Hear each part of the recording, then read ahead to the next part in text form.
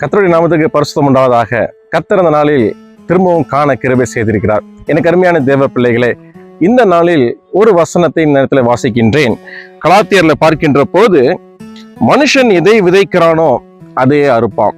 எனக்கு அருமையான தேவ பிள்ளையே, மனுஷன் எதை விதைக்கிறானோ அதையே அறுப்பான். நாம் நன்மை செய்கிறவர்களாய் காணப்பட்டோம் என்றால் நாம் நன்மையை அறுப்போம். தீமை செய்கிறவர்களாய் காணப்பட்டோம் என்றால் தீமையை அறுப்போம். எனக்கு அருமையான தேவ பிள்ளையே, வசனம் சொல்கிறது, நற்கிரியை செய்கிறவர்களாய் நாம் காணப்பட வேண்டும். பரலோக ராஜ்யத்திலே ஒரு ஜீவ புஸ்தகம் உண்டு. அந்த புஸ்தகத்தில் நாம் செய்த கிரியைக்கு தக்கதாக பலன் வரும். எனக்கு அருமையான தேவ பிள்ளையே, வேதாந்தத்தில் 2 மனுஷரை குறித்து நாம் பார்க்கின்றோம். ஒன்று ஐஸ்வர்யவான், இன்னொருத்தர் லாசரு. இந்த இருவர் செய்த கிரியை குறித்து நாம் பார்க்கின்றோம். ஐஸ்வர்யவான் செய்த கிரியைக்கு தக்கதாக பலன் கர்த்தர் கொடுத்தார்.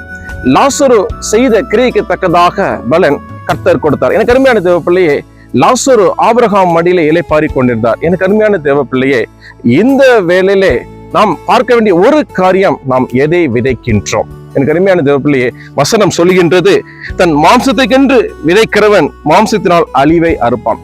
நாம் மாம்சத்திலே நாம் எதை விதைத்தாலும் அழிவை அறுப்போம். எந்த காரியமாக இருந்தாலும், எந்த சூழ்நிலையாக இருந்தாலும், நாம் விதைக்கிற காரியம் ஜீவனுள்ள காரியமா இருக்க வேண்டும். நன்மை செய்கிறவர்களாய் காணப்பட வேண்டும். நம் கிறிஸ்தவர்கள் என்றாலே நன்மை செய்கிறவர்கள் என்ற ஒரு அடையாளம் இருக்கின்றது. இன்றைக்கு அநேகர் இடத்திலே துர்க்காரியம் காணப்படுகின்றது. கர்த்தருடைய வருகை மிக சமீபமா இருக்கிறது. எனக்கு அருமையான தேவ பிள்ளையே, நற்கிரியை செய்கிறவர்களாய் காணப்படுங்க. கர்த்தர் உங்களை ஆசீர்வதிப்பார். யெகோவா ஷாலோம்.